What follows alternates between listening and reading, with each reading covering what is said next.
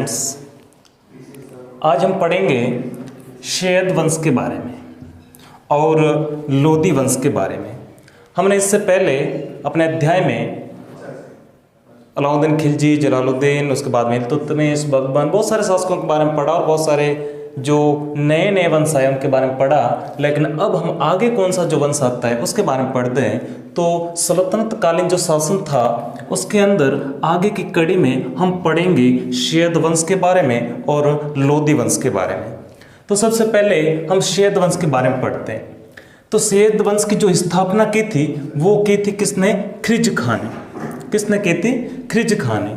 और ये खिज्र खान कौन था? तो मैं आपको बताता हूँ कि जब तैमूर लंग ने 1398 के अंदर अपने भारत पर आक्रमण किया। कब? तैमूर ने 1398 के अंदर भारत पर आक्रमण किया और भारत के अंदर वो दिल्ली में आया और दिल्ली पर है वो अधिकार कर लिया। और वहाँ से वो उसके बारे में जैसा कि मैंने आपको बताया कि वो आंधी की तरह आया और तूफान की तरह सब कुछ लूट कर और बर्बाद करके वापस चला गया था।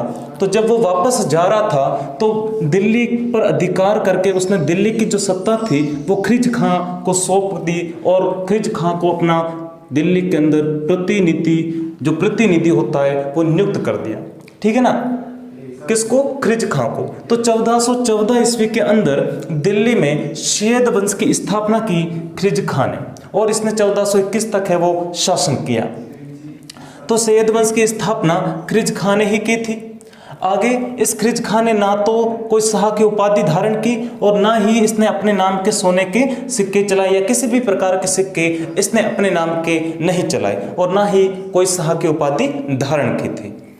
इसके बाद में खिज्र खान के बाद में अगला जो शासक बनता है वो है मुबारक शाह। मुबारक शाह 1421 में शासक बनता है और 1434 ईस्वी तक ये शासन है वो करता है। तो इसने क्या किया? ये 1421 में राजा बना और इसने सिर्फ एक ही उपाधि धारण की और वो थी सर्वशाह की उपाधि। कौन सी उपाधि धारण की? सर्वशाह की उपाधि। किसने? मुबारक शाह ने।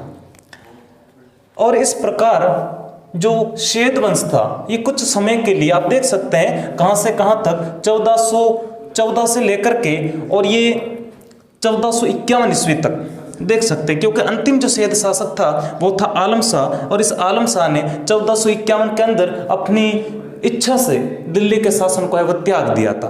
तो इनका जो कार्यकाल रहा वो कहां से कहां तक रहा?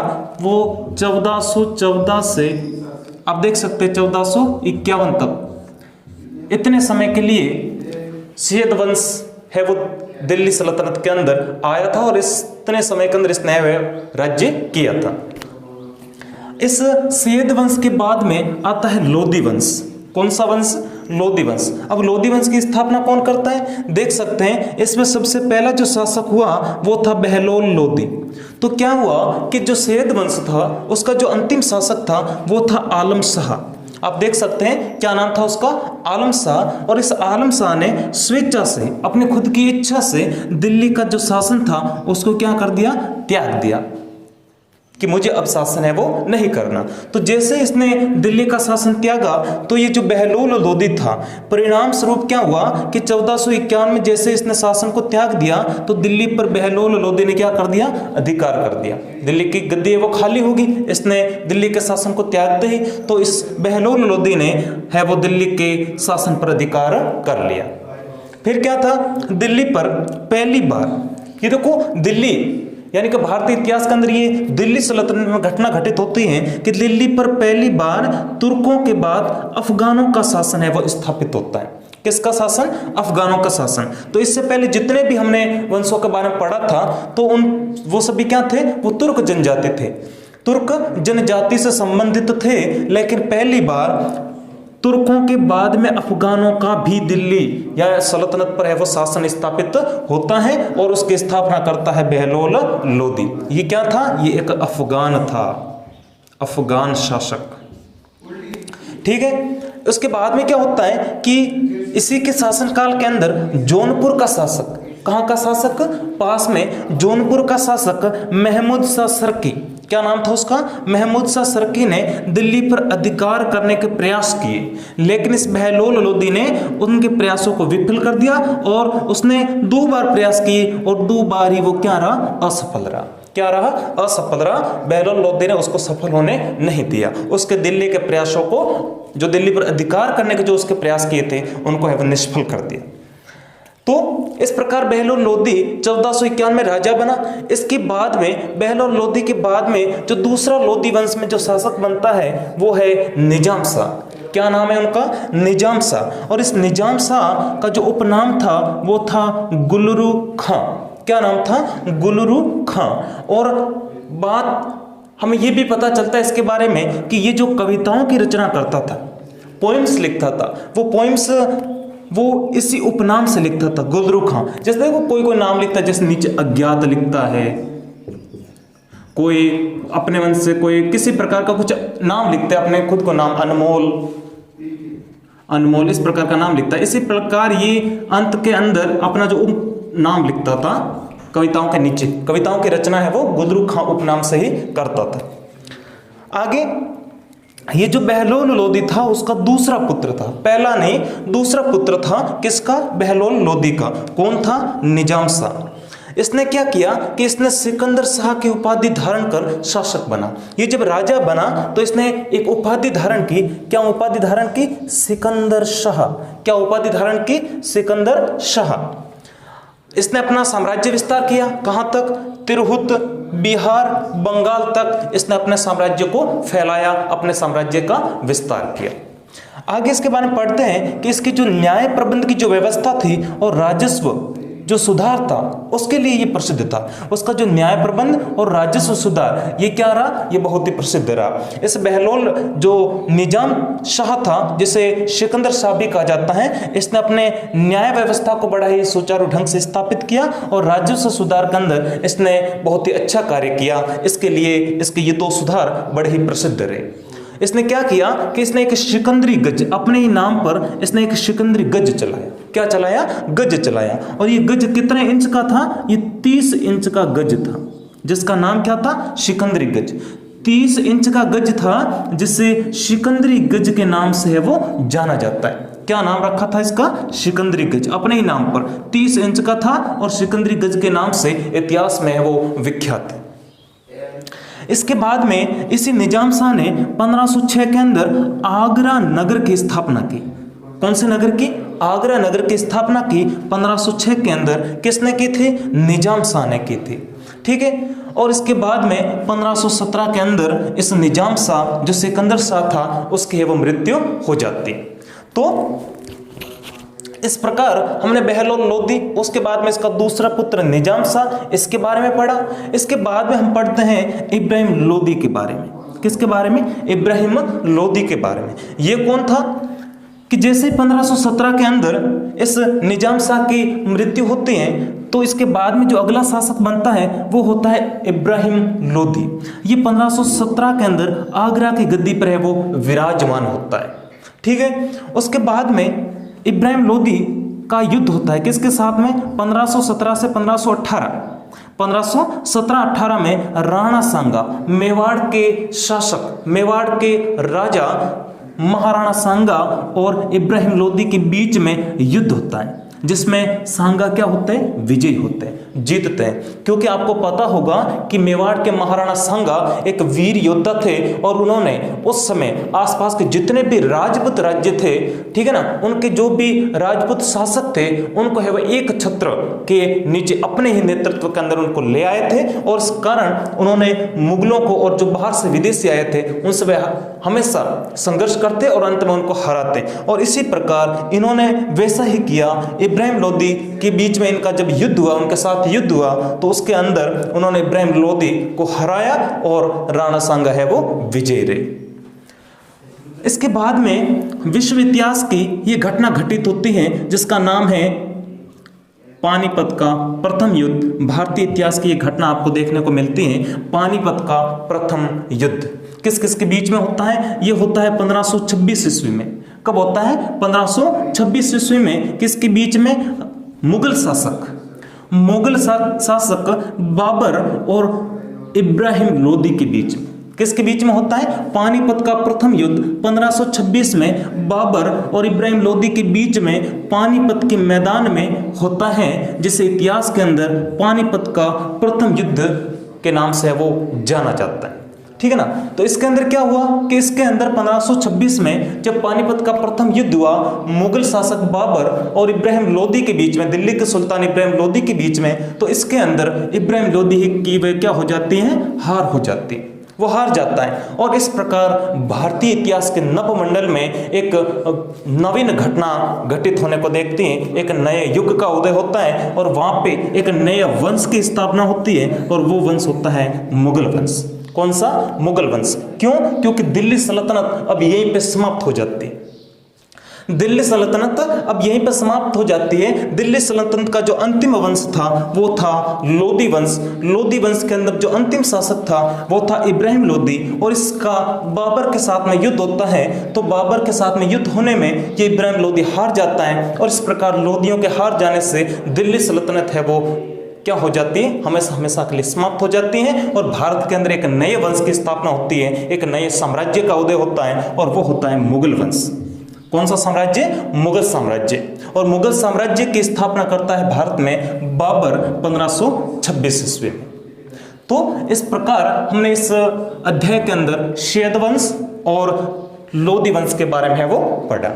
आगे हम पढ़ते हैं कि जो सल्तनत कालीन जो प्रशासन था वो कैसा था, किस प्रकार से सल्तनत कालीन प्रशासन को वो संचालित किया जाता था, उसके बारे में है वो पढ़ेंगे।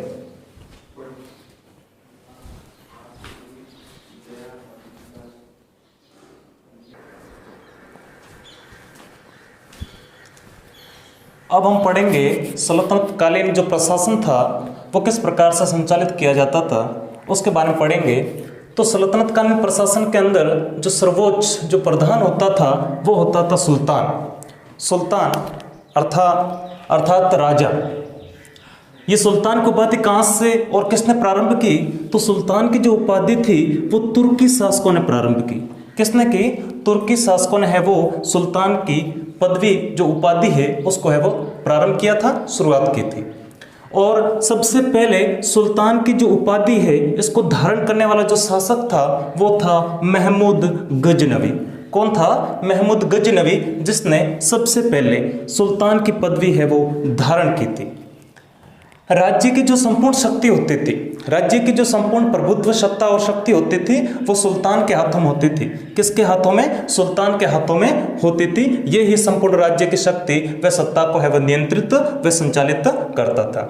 यही जो राज्य था उसका प्रधान न्यायाधीश सुल्तान ही होता था। यही किसी को माफ कर सकता था, किसी को सजा दे सकता था, किसी के सजा को कम कर सकता था, बढ़ा सकता था। ये है वो प्रधान न्यायाधीश होता था। राज्य की जो राजनीति होती थी उस राजनीति पर पूर्ण प्रभुत्व सुल्तान का ही होता था। और दूसरा है मजहब। मजहब का मतलब होता है धर्म। ये धर्म कौन सा राज्य के अंदर किस धर्म को है वो अपनाना है, किस धर्म को छोड़ना है, उनसे संबंधित जो भी अधिकार होते थे वो सुल्तान के हाथों में होते थे। तो प्रधान न्यायाधीश होता था। राजनीति और मजहब यानी धर्म दोनों क्षेत्रों पर इसका क्या था? आधिपत्य था, अधिकार था। इसके बाद में राजा से अर्थात जो सुल्तान है उससे ये आशा की जाती थी, ये अपेक्षा रखी जाती थी कि वे अपने इस्लाम धर्म के जो धर्म गुरु होते थे जिनको उलेमा बोलते थे, क्या बोलते थे? उलेमा या काजी बोलते थे। तो ये आशा की जाती थी कि जो सुल्तान है वो उलेमा जो वर्ग है उनकी जो राय है, जो वह सुझाव देते हैं उस सुझाव के अनुसार ही शासन करें, ऐसा राजा से है वो आशा की जाती थी, अपेक्षा रखी जाती थी। तो सल्तनत कालीन जो प्रशासन था उसके अंदर जो प्रधान होता था वो होता था सुल्तान। और सुल्तान के बाद में द्वितीय नंबर पर जो आता है वो है अमीर वर्ग। तो सुल्तान की शक्ति पर सबसे ज़्यादा जो प्रभाव होता था वो होता था अमीर वर्ग का। यदि अमीर वर्ग सुल्तान के पक्ष में है तो वह अच्छे ढंग से वो शासन का संचालन कर सकता था। और यदि उसके विपक्ष में हो गए, गुटबाजी हो गई, दलबाजी हो गई है तो फिर सुल्तान को शासन करने में है वो बड़ी दिक्कतों का सामना है वो करना पड़ता था।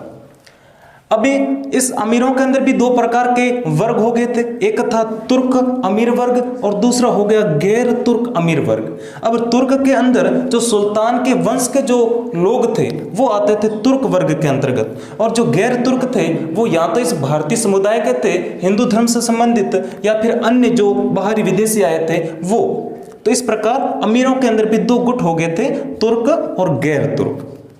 और दूसरा हमें ये जानकारी मिलती है, जैसा कि हमने पहले पढ़ा इल्तुतमिश के बारे में, कि उसने 40 दास जो गुलाम थे, उसके वफादार गुलाम थे, उनका एक दल बनाया था जिसका नाम रखा था चालीसा, या फिर उसको चहलगानी भी कहते हैं।